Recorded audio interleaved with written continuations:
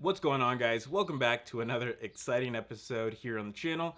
Today, I recently just got back from another Japan trip, and I've been getting a lot of questions about certain aspects of Japan bass fishing that isn't commonly known. So today I'm going to kind of answer some of those questions that I keep getting. So hopefully it helps enlighten some of you guys more on the Japan bass fishing side and what's going on 6,000 miles away. So if you guys are ready, let's get right into today's video. So Japan bass fishing, it's fairly unique overall, and every time that I've gone over there, I seem to find out new things, new information about it that really fascinates me and really makes me want to move over there much faster. But next year, hopefully I'll be moving there full time so I can make these videos more in depth and hopefully talk with more people over there and get their experiences. But so far, throughout my experiences of going to Japan, which is 6 times now, just within the past year and a half, there's a lot of things that I've come to terms with, still question, have accepted, and all those things. So today we're going to kind of go over some of those things that I've learned. And the first thing, probably the biggest thing that I get questions about all the time is, do you have to kill every bass that you catch in Japan? And well, the answer is yes, but also no. And what I mean by that is that it just really depends on the body of water that you're fishing.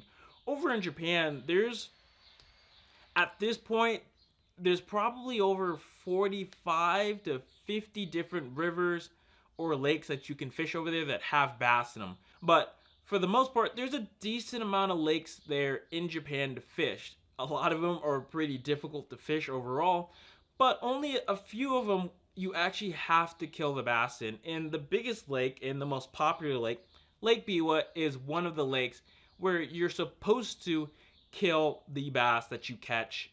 Have to. Now, every time that I've gone and I've seen guys catch fish, this isn't really practiced by the average Japanese angler on Lake Biwa. 95% of anglers will accidentally release their fish back in a lake. But if you've ever seen any videos on Lake Biwa of guys catching fish, what normally happens is that, they catch the fish, they're holding it up, they're getting cool shots, but then it just cuts away to them talking. And between that cut is when they release the fish. It's just, you can't show that you are releasing the fish just because it's illegal to do. And so the 4 fish that me and Phoenix caught within the 10 days of time span of fishing this last trip, we definitely, wink wink, killed those bass and definitely did not release them back into the lake. Now, this is just a thing that has been going on forever since the introduction of the bass. It's an invasive species in the lake, and kind of like here in Arizona on some of these bodies of water, there's native fish that the government are trying to kind of protect, and they don't want the bass to eat all of them, which, going to Biwa quite a few times now, the amount of forage in that lake is just unbelievable. It's just, it's everywhere. It's on the North Lake, it's on the South Lake. There's so much bait and forage in that lake that the bass population definitely isn't really doing much damage on it. But the government and the farmers, they're kind of pissed off that the bass are there. So it's kind of a battle between fishermen and the farmers and the guys that go out and try and catch these native fish to feed the surrounding areas. And those farmers have way more importance and money to the government than just the little fishing guys. So whatever the farmers say or do, the government will back it and put a ton of money into it to help the farmers get whatever they want, which is to basically kill every bass on Lake Biwa. Now, this would be no small feat for sure, because it is an absolutely giant lake. Lake Biwa is. I mean, the lake's massive. And so what I saw this last time that I heard rumors about, but I never saw, except for this last time I went, was actually a shock boat going out there and going around a shallow area where the fish will spawn during the springtime.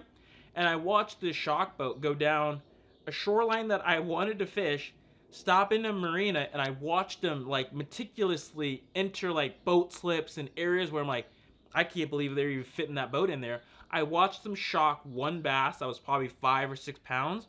They scooped it, put it in a metal bucket thing, and then they kept going around. And I was like, they're not there shocking for research. They're shocking to specifically kill the bass. And obviously for me, when I was fishing that shoreline, I was kind of bummed because I was like, well, it's kind of pointless to fish this now because they are thoroughly going through the trees, they're going through the docks and all that stuff that I was planning on fishing. So I was like, well, now I have to walk 2, 3, 4+ miles to where I think they didn't start shocking. And so that was very discouraging to see. And I was like, man, why am I not getting bit in this really cool area? It's springtime, it's shallow water. Like, there should be fish staging up here. And then I see the shock boat going about, and I was like, oh, that's why I haven't caught a bass here in the past like 4 days of fishing. So it's stuff like that that you start seeing more and more of. The first thing that I noticed when I was first there is that you'll see these big brown boxes kind of littered around the shoreline if you're around like South Lake, and there's probably some up on North Lake. But these brown boxes, these are kill boxes. So if a shore guy catches a bass, he is supposed to take the bass and put it in one of these kill boxes that you'll see around. And they are everywhere. All the popular shore fishing spots will have these kill boxes. And all the times that I've gone to Biwa and I've gone around the shoreline and I've opened up almost every single one of these kill boxes, I have yet to see one single bass in any of those kill boxes. So it kind of goes to show that the Japanese anglers, they understand like, hey, we love bass fishing. It's really, really difficult to catch bass on Lake Biwa already. Why would ourselves hurt our chances of catching more fish in the future for ourselves and for our kids and the next generation? So most anglers have the thought process of like, you know what? We are not going to kill the bass. We're going to off screen, off camera, a little sneaky, release the bass back into the lake. So that's probably the biggest question I get about Japan bass fishing. Now, in some of the other lakes like Ikihara, you're allowed to release those fish. It's not a big deal. There's not a whole lot of like native fish in that one.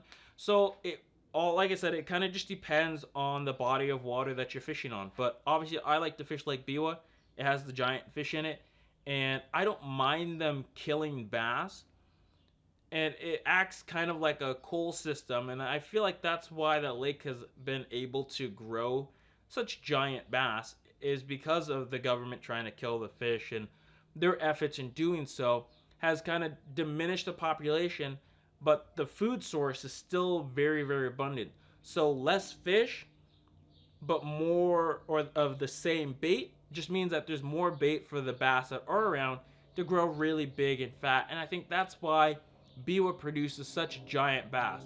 A lot of those fish in that lake are like 6 to 10 pounds. There's a lot of those fish, and a lot of them are short, but they're just absolutely thick all the way down. And this last trip being there, the amount of just bait fish that I saw basically in every single spot that I fished is just otherworldly. It's everywhere, and a lot of the bait just love running in schools, and they're just up on the bank beaching themselves, spawning. So it's an unbelievable place to see like the amount of forage and just the growth of some of these fish. It's truly incredible to see. Now, another question that I see from time to time is Lake Biwa in Japan, are they still producing giant bass? Are they producing that 14, 15, 16, 17 plus pound fish? A lot of guys aren't really seeing it, but the reason why you're not really seeing it that much is just because of social media and the algorithm really not showing the average American person any of the Japan bass fishing side, unless you actively go out and search for it yourself. So my feed, whether it's on YouTube or Instagram, it's filled with Japan bass fishing stuff because I've gone out of my way to search for it. But if you don't go out and search for it, the Instagram algorithm isn't just going to randomly start showing you Japan bass fishing. So there still is a lot of that caliber of fish being caught out of Japan. There's a lot of 13, 14s, and the occasional like 15 pounder being caught out of Lake Biwa. Every year, I'd say the ones that I've seen, I probably see maybe 10 of them a year around that size, whether it's from shore or from boat, out of Lake Biwa. So the lake still produces really, really giant bass. And the question is there a world record bass still in Japan? And there definitely is in Lake Biwa. I've asked basically all the people that I've fished with in Japan, if they've seen the world record bass in their own fishing. And most of them, like 80 to 85% of them, have said yes, they've seen the world record bass. Another 30-inch long fish. It's super fat, way up on North Lake. And it's either on a bed or it's in a marina or it comes out and follows a lure. Or some guys even say that they see schools of these fish, of that class of fish, like 5 to 7 bass in that size just swimming around. They look like carp basically. So the world record bass is still there. The genetics of those fish are absolutely insane. Short, but they just get so fat because of the forage. The amount of forage in Lake Biwa, it's overwhelming. I remember one of the times I went there, I would see, forage like sucker like fish. They're called nigoi. They're like this big. They're feeding on the bottom. Then you see hasu jumping. Then you see ayu. Then you see morocco, wakasagi. They've got bluegill. They've got shrimp. They've got crawdads. They got eels. There's so much bait in that lake for those fish to feed on. It just makes sense. And here in the States, we don't have as much bait fish. It seems like in some of these lakes, it seems like you got threadfin. Hopefully you've got gizzard shad, bluegill, crappie, crawdads, and then the other random stuff like snakes, birds, and all that stuff. But it seems like on Lake Biwa, there's so much more forage and a more abundance amount of it that these fish just absolutely gorge themselves. It seems like every couple of months, a new fish is like their new target. So like middle of winter, it's the wakasagi spawn. The wakasagi go up shallow in the middle of the night and they're just spawning. They're beaching themselves up on sandy beaches up on North Lake. And the bass just follow them and they absolutely gorge on them. That's why you see giant ones at night that are just super fat. Then right after that, you have a fish called morocco, which is very similar in size to wakasagi. And they do the exact same thing. So the last time we were there in Japan, I was seeing a ton of morocco around and the bass were absolutely killing them. Then after that comes the hasu. The hasu like a summertime thing. The hasu can get kind of big, like 10 inches or so. So big forage. The nigoi, same thing. They're going to be, in that sucker size. So they're like slim and they get kind of long. They're skinny. So I'm like, a giant bass would totally eat one of these things. And so it's like this whole cycle of bait coming in and the fish is absolutely gorging themselves on it. And it's been very fascinating to learn more about it and when their seasons are, that the bass start keying in on that type of stuff. Now, a big question that I get a lot is Japan bass fishing as hard as the guys in Japan say it is? I would say yes. Now, I did mention that there is a good amount of lakes in Japan that's kind of spread out. But it almost seems like the amount of bass anglers in Japan is actually really high. So on Lake Biwa, it's a giant lake. It's a huge, huge lake. But the amount of pressure that lake gets is unbelievable. Just because, like most bodies of water, there's going to be dead zones that people just know about. They're like, well, we're not going to fish here. This is kind of a dead zone. And if there's a specific area that will replenish with fish, guys will figure it out, and there's going to be guys fishing that stuff all of the time. Whether it's Monday, whether it's Saturday, like it doesn't really matter. Every day that we'd go out shore fishing, there's always guys in some of the spots that I wanted to fish just because these spots are good and everybody kind of knows it. Whether it's from shore fishing or having to deal with boat guys as well, it didn't matter. All these fishermen on this lake, even though it's a giant lake and you're trying to cover a lot of water, it just seemed like they were absolutely everywhere. And these guys are fishing the latest and greatest. They're fishing finesse stuff. They're fishing big giant swim baits. They're fishing all this stuff. And these fish are still highly pressured to this stuff. So when it comes down to Japan bass fishing, it is pretty hard overall to catch bass. It's much harder than it is here, or especially like in the south or up north. Like a good day for some of these guys is if they catch 5 to 7 bass. If they catch 5 to 7 bass on any given one of these lakes in a day, that's an incredible day. Absolutely insane day out on the water. Like, holy shit, we caught 5 bass today. Like, are you serious? Well, if I go pond fishing and I catch 5 bass, I'm like, oh yeah, it was all right. Or if I go out to some of these lakes and I just throw a crankbait around, if I only caught 5 bass, I'd be like, wow, today was really, really bad. And so the fishing out there is much harder. A lot of those bodies of water are actually fairly small and they're rental boat only. You can't dump your own boat in, you can't put in a kayak or anything like that. You have to rent a boat. And so these rental boat lakes, they're small and there can be like 50 to 60 rental boats out on the lake at once because it's a Saturday or it's a tournament or whatever. And all these guys, they have the latest and greatest Japanese gear trying to catch these bass. And if they have a tournament out on one of these little rental boat lakes, maybe 2 fish or 3 fish will win.